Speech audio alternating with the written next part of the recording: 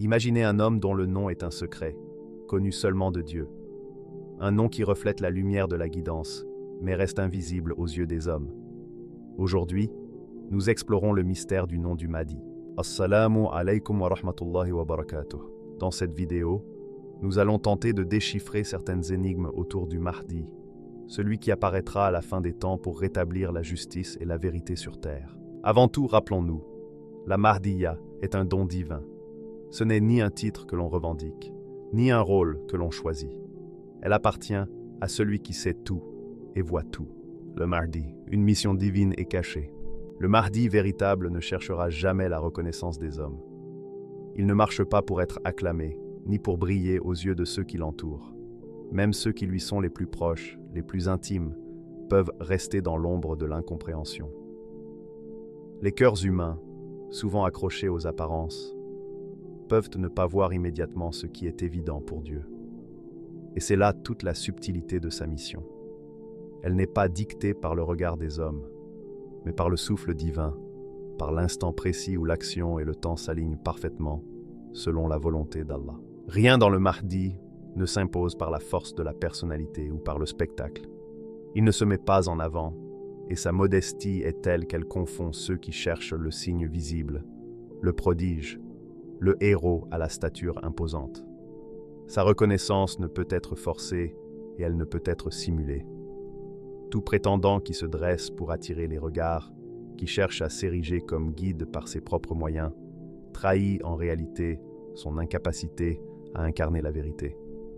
Les hommes peuvent multiplier les recherches, scruter les visages, analyser les signes, et pourtant, tant que le temps n'est pas venu selon le décret divin, la vérité demeure invisible. Le Mahdi n'apparaît que lorsque la situation le demande, lorsque l'humanité est prête à percevoir la guidance qu'il incarne. Sa venue n'est pas une question de calendrier humain ni de désir collectif. Elle est parfaitement orchestrée par celui qui connaît le monde et les cœurs mieux que quiconque. Il n'est pas un produit des attentes, ni un fruit des spéculations. Il surgit dans l'histoire avec une précision qui dépasse la compréhension humaine. Et c'est cette exactitude qui garantit que sa mission se déroule selon la justice divine, et non selon les caprices ou les illusions des hommes. Ainsi, reconnaître le Mahdi véritable est un acte de patience et de foi. Même les proches, habitués à côtoyer sa présence et ses paroles, peuvent ne pas discerner sa réalité immédiate. Le monde, avec son agitation, son vacarme et sa recherche incessante de l'extraordinaire, n'est pas toujours capable de saisir la subtilité de sa venue. Et c'est là une leçon essentielle. La vérité divine ne se révèle pas au gré des désirs humains. Elle attend le moment où les cœurs sont prêts, où les conditions sont justes, où la guidance peut s'exercer pleinement et efficacement. Chaque prétendant qui s'avance trop tôt, chaque voix qui réclame la reconnaissance avant que le temps divin ne soit accompli, échoue dans sa prétention. Le Mahdi véritable ne se montre pas pour flatter l'ego collectif. Il ne se laisse pas reconnaître pour gagner en popularité ou en admiration. Il agit selon la volonté de Dieu, et c'est cette dépendance exclusive à la guidance divine qui le distingue de tous les imposteurs. La patience devient alors le filtre de discernement. Ceux qui cherchent sincèrement, ceux qui écoutent avec le cœur, finiront par percevoir la vérité au moment où Dieu le permettra. Il y a quelque chose de profondément méditatif dans cette idée. L'attente n'est pas passive. Elle est un exercice de vigilance, de purification et d'alignement intérieur. Chaque instant d'impatience, chaque désir d'accélérer la révélation risque de nous égarer, de nous faire confondre le bruit avec la vérité. Mais celui qui observe avec humilité, qui accepte que le temps appartient à Dieu seul, commence à comprendre la sagesse qui sous-tend la venue du Mahdi. La reconnaissance ne dépend pas des hommes, mais de la synchronisation parfaite entre la guidance et l'instant choisi par le Créateur. Il est aussi fascinant de contempler comment cette invisibilité relative révèle une vérité universelle. Les plus grands guides ne cherchent pas la gloire. Leur mission dépasse la simple reconnaissance humaine. Ils apparaissent au moment parfait, non pour satisfaire l'ego des hommes, mais pour accomplir une mission divine. Et cette mission, quand elle se réalise, transforme le monde non par la force, mais par l'alignement de la vérité avec ceux qui savent écouter. avec ceux dont le cœur est réceptif à la lumière intérieure. Même dans l'ombre, même ignoré par beaucoup, le Mahdi exerce son rôle. Chaque action, chaque parole, chaque geste discret porte un impact invisible mais puissant. La vérité qu'il incarne commence à circuler silencieusement, à influencer les cœurs, à préparer les âmes pour l'éveil et la justice. La reconnaissance finale, celle qui est réelle et durable, ne peut survenir que lorsque le monde est prêt à percevoir cette lumière. Et c'est cette attente, cette discipline de perception, qui fait toute la beauté de sa mission. La leçon pour l'humanité est profonde. Chercher à devancer le temps divin, vouloir imposer la reconnaissance ou s'accrocher à des signes visibles, c'est souvent se perdre dans l'illusion. Celui qui sait attendre, qui observe avec patience et qui écoute avec le cœur, finit par reconnaître la vérité au moment exact où elle doit se révéler. Le Mahdi, dans sa discrétion et sa fidélité à la volonté de Dieu, incarne cette harmonie parfaite entre la mission et le temps, entre l'action et le moment choisi par le Créateur. Ainsi, sa présence nous enseigne que l'authenticité ne se mesure pas à la célébrité, ni à l'éclat, ni à l'admiration. Elle se mesure à la fidélité à la mission divine, à la patience, à l'humilité et à l'alignement avec la justice d'Allah. Il est un guide invisible pour beaucoup, mais lumineux pour ceux qui ont appris à attendre, à discerner et à écouter.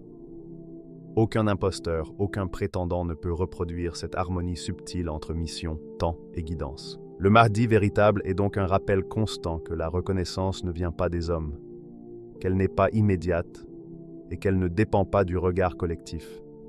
Elle vient uniquement du moment choisi par Dieu et elle se révèle à ceux qui sont prêts à accueillir la vérité. Sa mission, discrète mais puissante, nous invite à l'humilité, à la patience et à la vigilance spirituelle. Il est le miroir de la justice divine, le reflet d'une guidance qui transcende les apparences et le bruit du monde. Le nom du Mahdi, apparence et secret. Selon Ibn Arabi et d'autres maîtres spirituels, la compréhension du Mahdi dépasse largement les simples descriptions physiques ou historiques. L'un des aspects les plus fascinants de sa réalité concerne son nom. Un nom apparent, connu des hommes, et un nom secret, connu uniquement de Dieu et de ceux qui sont initiés à la connaissance profonde. Cette dualité révèle déjà quelque chose d'essentiel sur la nature de sa guidance. Elle ne se réduit pas à l'extérieur, à ce qui est visible, mais elle plonge dans le cœur, dans le secret, dans la relation intime entre le Créateur et son serviteur élu. Le nom apparent est celui que le monde peut entendre, prononcer et écrire. Il est humainement accessible, reconnaissable, et permet aux hommes de s'adresser à lui, de l'invoquer et de reconnaître sa présence sociale et historique. Selon certaines traditions, ce nom pourrait être Muhammad ibn Abdullah ou une variante proche, un nom classique et familier pour les hommes, mais porteur de dignité et de respect.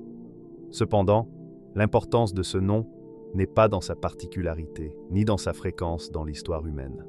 Il sert simplement à désigner celui dont la mission s'accomplira dans le temps et l'espace, pour que l'humanité ait un repère tangible. Mais derrière ce nom apparent existe un nom secret, un nom que seul Dieu connaît pleinement et que seuls les initiés peuvent percevoir partiellement. Ce nom est lié aux attributs divins. Il commence souvent par Abd, ce qui signifie serviteur, suivi d'un des noms ou attributs de Dieu, Abd al-Aziz, serviteur du Tout-Puissant, Abd al-Samad, serviteur de l'Éternel, Abd al-Ghafour, serviteur du Pardonneur. Ce nom secret n'est pas destiné à la gloire humaine. Il ne sert pas à impressionner ni à créer une renommée. Il témoigne plutôt de la profondeur de sa mission, de sa relation intime avec Dieu et de la lumière spirituelle qui le distingue de toute autre figure humaine. Ibn Arabi insiste sur le fait que ce nom secret n'est pas un simple détail anecdotique. Il révèle la vérité intérieure de la personne, sa connexion directe avec les attributs divins et sa capacité à incarner ses qualités dans sa guidance. Alors que le nom apparent est pour l'usage des hommes, le nom secret est une clé de compréhension spirituelle. Il enseigne que la réalité divine se cache souvent derrière le visible et que ceux qui cherchent à comprendre le Mahdi ne doivent pas se limiter aux apparences ou aux conventions humaines. Cette distinction entre nom apparent et nom secret apporte également une mise en garde contre les prétendants et les imposteurs. Beaucoup ont pensé que connaître le nom apparent suffit à identifier le Mahdi. Mais la vérité est plus subtile. Le nom apparent, même s'il est exact, ne garantit pas l'authenticité. La véritable reconnaissance implique de percevoir la lumière et la guidance qui émanent de son être, et non de se fier uniquement à un mot ou à un titre. Le Mahdi, en ayant un nom secret connu seulement de Dieu, souligne que sa mission est déterminée par la volonté divine et non par la perception humaine. La réalité de son identité montre également que le Mahdi ne se limite pas aux attentes culturelles ou historiques des hommes. Contrairement à certaines croyances populaires, son nom n'est pas nécessairement Muhammad ni Ahmad. Ces noms, bien que vénérables et répandus, ne définissent pas l'élection divine. Ibn Arabi et d'autres maîtres rappellent que ce qui importe n'est pas l'étiquette, mais l'âme, l'essence et l'accomplissement de la mission. La reconnaissance du Mahdi véritable ne repose pas sur la conformité avec les idées préconçues des hommes, mais sur l'alignement de sa guidance avec la justice et la lumière divine. Le mystère de son nom secret reflète aussi la dimension initiatique de sa venue. Seuls ceux qui sont éveillés spirituellement, qui sont sensibles aux signes de la guidance intérieure, peuvent percevoir ou comprendre la signification profonde de ce nom. Il n'est pas destiné à la publicité ni à la validation extérieure. Il est, en quelque sorte, un symbole de la profondeur de la mission divine. Tout comme sa reconnaissance ne dépend pas des yeux superficiels, son identité profonde ne dépend pas des regards humains. Ainsi, le Mahdi devient une leçon vivante pour l'humanité sur la distinction entre ce qui est apparent et ce qui est réel, entre ce que l'on voit et ce que l'on perçoit avec le cœur. La dualité de son nom illustre parfaitement cette sagesse. L'homme doit apprendre à chercher au-delà des signes visibles, à percevoir la vérité dans le silence, à comprendre que la mission divine se révèle progressivement et selon le décret de Dieu. Le nom apparent est pour naviguer dans le monde humain. Le nom secret est pour comprendre sa nature intérieure et spirituelle. Il y a aussi un aspect profondément symbolique dans le fait que le nom secret commence souvent par Abd. Cela rappelle que, malgré l'importance de sa mission, le Mahdi reste un serviteur de Dieu avant tout. Sa grandeur n'est pas autoproclamée. Elle émane de sa soumission, de sa fidélité et de son alignement avec les attributs divins. Chaque lettre de son nom secret symbolise un aspect de sa mission. Serviteur de la justice, serviteur de la miséricorde, serviteur de la vérité. La connaissance de ce nom, même partielle, permet de saisir la dimension spirituelle de son rôle et de comprendre pourquoi il n'apparaît pas comme un héros spectaculaire, mais comme un guide humble et éclairé. Enfin, cette dualité des noms rappelle que la guidance véritable se situe toujours entre le visible et l'invisible, entre l'histoire et la spiritualité, entre la dimension humaine et la dimension divine. Elle enseigne que reconnaître le Mahdi demande plus que des informations superficielles. Il faut percevoir sa lumière intérieure, écouter la vérité de ses paroles et comprendre que sa mission transcende le monde matériel et les attentes humaines. La patience, l'attention et l'ouverture spirituelle sont les clés pour approcher la réalité de celui qui porte la justice et la guidance d'Allah. Les visions et indices mystiques, il est un moment où la présence du Mahdi se fait sentir non pas par les yeux, mais par le cœur. Ceux qui cherchent à le percevoir doivent avant tout préparer leur esprit, purifier leur attention et ouvrir leur sensibilité à la lumière intérieure. La reconnaissance ne se joue pas dans l'évidence extérieure, dans la stature ou dans l'éclat des apparences. Elle se joue dans la capacité à écouter, à ressentir et à discerner ce qui échappe à la perception ordinaire. Le Mahdi apparaît comme un guide silencieux, dont la force réside dans la justesse et l'équilibre de ses actes. Il n'a pas besoin de frapper les regards ou de dominer les foules pour se faire connaître. Sa mission est d'inspirer, de rassembler et de transmettre la vérité, et non de briller par la gloire humaine. Ceux qui veulent le reconnaître doivent comprendre que la vraie guidance ne s'impose jamais par la force ou le spectacle. Elle se révèle à ceux qui savent observer, écouter et sentir avec leur cœur. La patience devient alors une qualité essentielle. Dans un monde saturé de bruit, de prétendants et de signes superficiels, l'âme doit apprendre à attendre, à distinguer la vérité du trompe-l'œil, à identifier le signal réel parmi le vacarme des apparences. La présence du Mahdi est souvent discrète au premier abord, mais elle rayonne pour ceux qui savent percevoir les signes subtils. Chaque geste, chaque parole, Chaque décision qu'il prend porte un écho de justice et de vérité qui touche l'âme avant même que le corps ou les yeux n'en aient conscience. Cette préparation intérieure est un voyage. Il ne suffit pas de savoir où chercher ou de connaître les indices superficiels. Il faut cultiver la capacité à écouter au-delà des sons, à observer au-delà de ce qui est visible, à ressentir la lumière qui émane de la vérité elle-même. Ceux qui s'engagent sur ce chemin comprennent progressivement que la reconnaissance du Mahdi ne peut se produire que lorsque le cœur est prêt, que l'esprit est clair et que la perception intérieure est éveillée. Le Mahdi incarne ainsi une leçon profonde sur la nature de la guidance. Il enseigne que le vrai leadership et la vraie influence ne dépendent pas de l'apparence, de la célébrité ou de la puissance. Sa force réside dans sa fidélité à la justice, dans sa cohérence avec la vérité et dans sa capacité à transformer l'âme des hommes par sa présence même. Il est un miroir pour ceux qui le rencontrent. Ce qu'ils voient en lui reflète ce qu'ils portent dans leur propre cœur. Ceux qui sont prêts à percevoir la justice divine la reconnaissent immédiatement. Ceux qui sont distraits par le superficiel continuent à chercher sans comprendre. Chaque rencontre avec sa présence est donc une occasion de transformation intérieure. Les hommes apprennent à ne pas se fier à l'évidence, à dépasser les illusions de la grandeur et de l'éclat, et à chercher la substance plutôt que l'image. Ils découvrent que la guidance authentique est toujours discrète, parfois imperceptible au premier regard, mais capable de façonner le destin de ceux qui savent écouter. La lumière qu'ils projettent est subtile mais durable, et elle agit silencieusement sur l'esprit et le cœur. Dans cette méditation, on comprend aussi que la reconnaissance du Mahdi est une expérience collective autant qu'individuelle. Chaque personne qui développe sa sensibilité spirituelle et sa capacité à percevoir la vérité contribue à l'harmonie générale. La préparation intérieure n'est pas seulement un acte personnel. Elle crée un espace où la justice et la guidance peuvent se manifester pleinement dans le monde. La patience, la vigilance et la clarté intérieure deviennent les instruments par lesquels la lumière du guide peut être perçue et suivie. Il y a une beauté presque mystique dans cette invisibilité relative.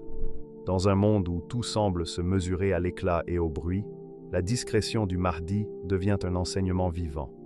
Il montre que la grandeur véritable ne dépend pas des applaudissements ou des signes visibles, mais de l'alignement avec la justice et la vérité. Ceux qui cherchent à le reconnaître doivent donc apprendre à observer avec le cœur, à écouter avec l'âme et à sentir avec l'intuition ce qui échappe à la perception immédiate. Cette dimension contemplative nous enseigne également que l'attente n'est jamais passive. Il ne s'agit pas de rester immobile ou de se contenter de regarder le monde défiler. Il s'agit d'éveiller l'esprit, d'affiner le discernement, de purifier le cœur et de cultiver l'attention intérieure. Chaque moment de patience est un pas vers la reconnaissance véritable. Chaque effort pour percevoir la lumière intérieure est une préparation à accueillir la guidance au moment où elle se révèle pleinement. En fin de compte, le Mahdi n'est pas seulement un guide historique ou prophétique. Il est une invitation permanente à l'introspection, à la vigilance et à l'ouverture du cœur. Sa mission nous rappelle que la justice et la vérité ne dépendent jamais des apparences humaines. Elles se manifestent à ceux qui savent attendre, percevoir et écouter. Et c'est cette leçon qui transforme ceux qui sont prêts, les préparant à recevoir la guidance au moment exact, selon la volonté et le plan divin. Ainsi, la préparation intérieure devient un art, un chemin de vie. Elle demande de la patience, de l'humilité et une attention constante à la lumière invisible qui guide le monde. Ceux qui suivent ce chemin finissent par reconnaître le Mahdi, non pas par le regard, mais par le cœur, non pas par l'évidence extérieure, mais par la perception profonde de sa vérité. Et c'est dans cette reconnaissance intime, silencieuse et spirituelle que se révèle toute la force de sa mission.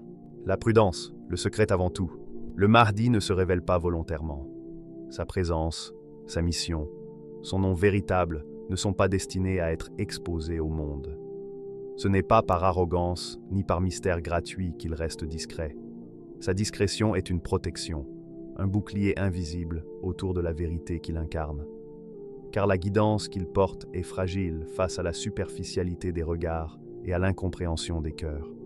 La lumière qu'il diffuse peut être perçue seulement par ceux qui sont prêts, ceux dont la sensibilité intérieure est éveillée. Tout dévoilement prématuré pourrait compromettre la mission, déformer la perception et nourrir la confusion. Imaginez un instant celui qui découvre son nom ou sa présence. Il est témoin d'un secret qui dépasse la simple curiosité humaine. Il tient entre ses mains la clé d'une vérité qui transforme, d'une guidance qui éveille et élève. Mais avec cette connaissance vient une responsabilité écrasante. Garder le silence.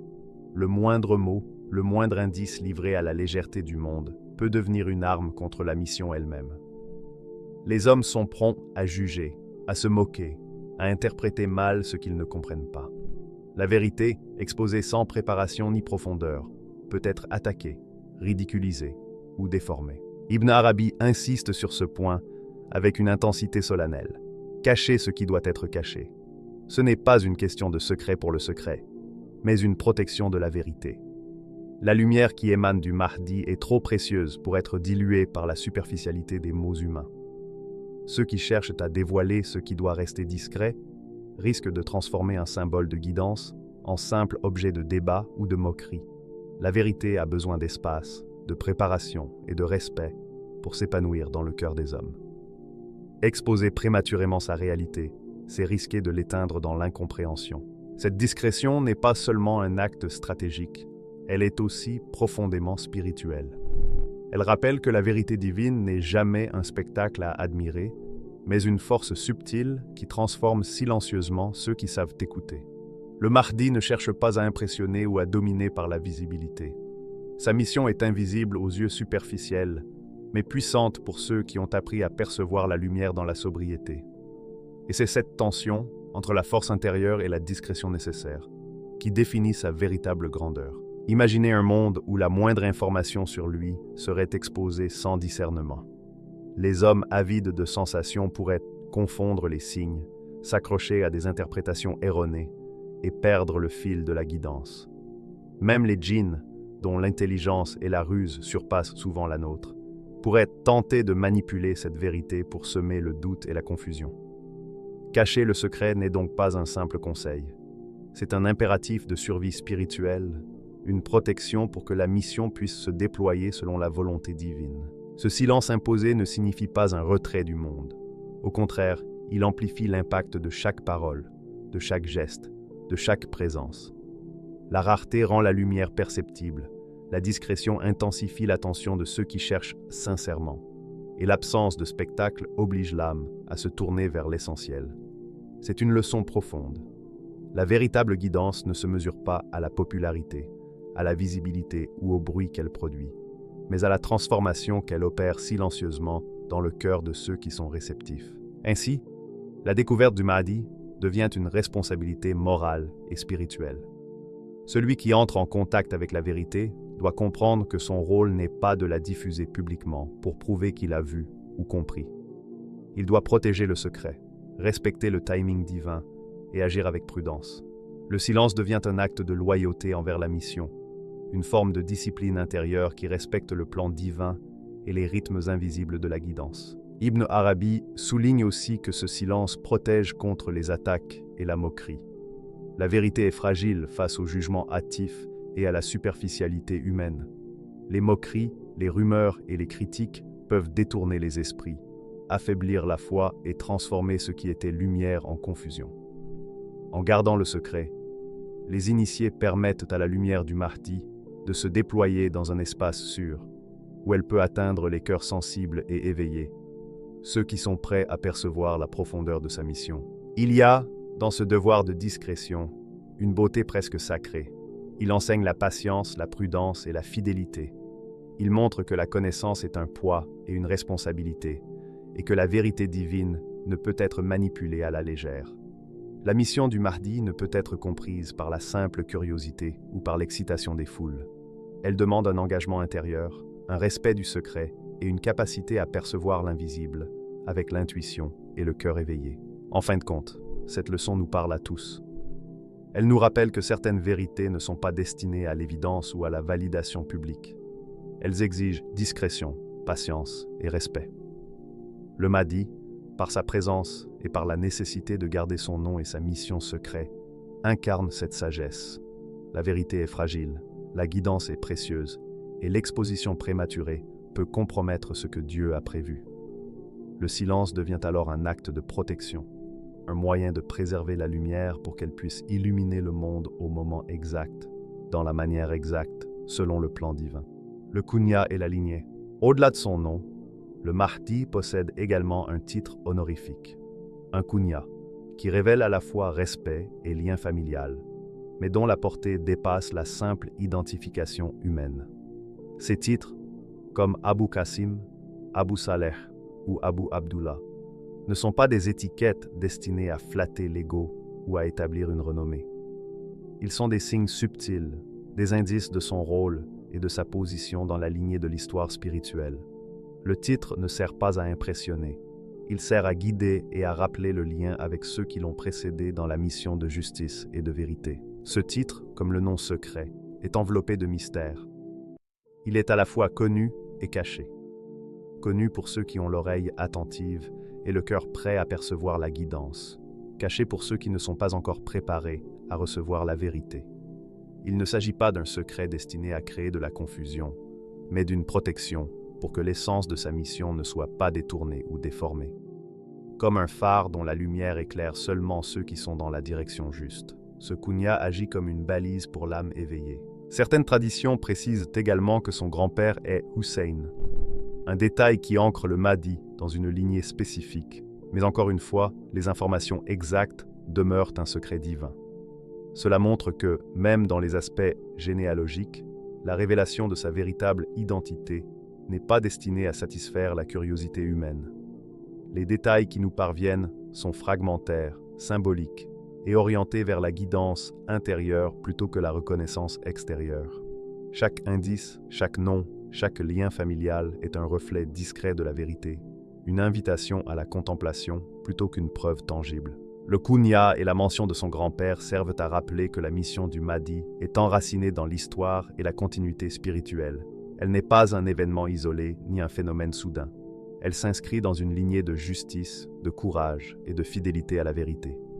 Ceux qui le cherchent doivent comprendre que cette continuité n'est pas simplement généalogique, elle est spirituelle.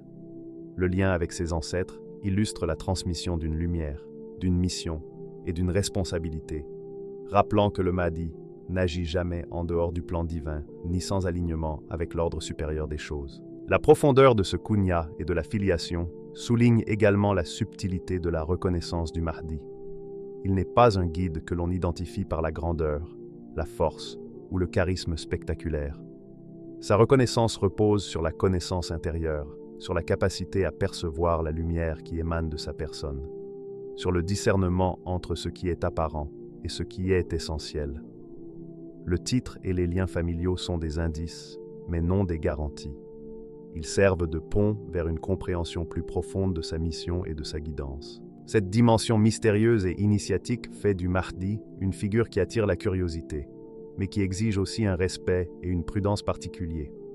Ceux qui entendent parler de son Kunya ou de sa lignée doivent comprendre que la divulgation imprudente de ces informations peut compromettre le secret nécessaire à la réalisation de sa mission. La guidance qu'il apporte est fragile face à l'impatience ou à la légèreté des hommes. Le respect du mystère est donc une condition essentielle pour permettre à la vérité de se manifester pleinement au moment voulu. Il est fascinant de constater que ces détails, bien que limités, suffisent à éveiller la conscience de ceux qui cherchent sincèrement la vérité. Le Kunya n'est pas simplement un nom, il est un symbole de responsabilité, de continuité et de fidélité. Il enseigne que le véritable guide ne se mesure pas par le spectacle ou la célébrité, mais par sa capacité à porter la mission divine avec humilité et précision. Chaque titre honorifique, chaque indice de filiation, agit comme un rappel subtil que la guidance est à la fois humaine et spirituelle, visible et cachée, révélée et protégée. Le Mahdi, par ces aspects de son identité, transmet ainsi plusieurs messages à ceux qui cherchent à le reconnaître. Patience, discernement, respect du secret et ouverture du cœur. Le kunya et les liens familiaux ne sont pas là pour combler la curiosité ou pour créer des certitudes rapides. Ils sont là pour guider l'âme dans sa préparation intérieure, pour éveiller la vigilance et la capacité à percevoir la lumière de la vérité dans un monde souvent aveuglé par l'apparence et le bruit. Enfin, cette partie de son identité révèle aussi que la connaissance humaine est toujours partielle. Les traditions nous offrent des fragments, des indices, mais la pleine réalité appartient à Dieu seul. Cette limitation nous enseigne l'humilité. Nous pouvons chercher, observer, apprendre, mais nous devons accepter que certains aspects resteront cachés jusqu'au moment précis où la guidance se manifeste pleinement. Le Mahdi, avec son kunya et ses liens familiaux, est ainsi un guide discret mais puissant, un miroir de la justice divine et une lumière pour ceux qui ont préparé leur cœur à percevoir ce qui dépasse le visible. En résumé, le Mahdi est une figure cachée et choisie par Dieu. Son nom réel est un secret sacré. Son nom apparent est connu mais n'est pas nécessairement celui que l'on imagine. La recherche humaine doit rester humble et la confiance doit être en Dieu seul. Que Dieu nous permette de comprendre un peu de cette lumière et de suivre le chemin du Mahdi authentique.